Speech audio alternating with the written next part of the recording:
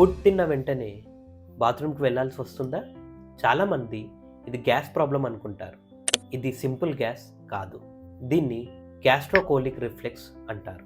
Hi అండి, this is doctor Sai Krishna ray Chintala, homeopathy general physician from మోక్ష homeo clinic.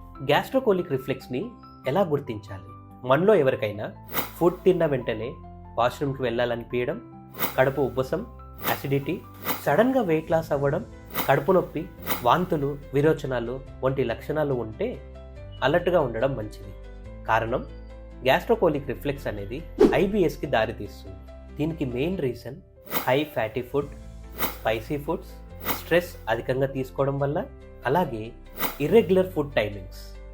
దీన్ని prevent చేయాలంటే ఒక చిన్న చిట్కాని పాటిస్తే సరిపోతుంది. తిన్న వెంటనే కనీసం 15 నుంచి 20 నిమిషాల వరకు వాకింగ్ చేయడం, అలాగే మనం తీసుకునే ఆహారంలో ఫైబర్ కంటెంట్ని పెంచడం, ఫ్యాటీ ఫుడ్ని తగ్గించడం, ముఖ్యంగా మసాలాలు, స్పైసీ ఫుడ్ అవాయిడ్ చేయడం చాలా మంచిది. ఇలా ఒక 6 నెలలు మనం కఠినంగా పాటిస్తే ఖచ్చితంగా గ్యాస్ట్రోకోలిక్ రిఫ్లెక్స్ నుంచి బయటపడే ఛాన్సెస్ ఉంటుంది. ఈ సమాచారాన్ని నలుగురికి షేర్ చేయండి. అలాగే మోక్ష హోమియో క్లినిక్ని ఫాలో అవ్వడం మర్చిపోకండి. Thank you.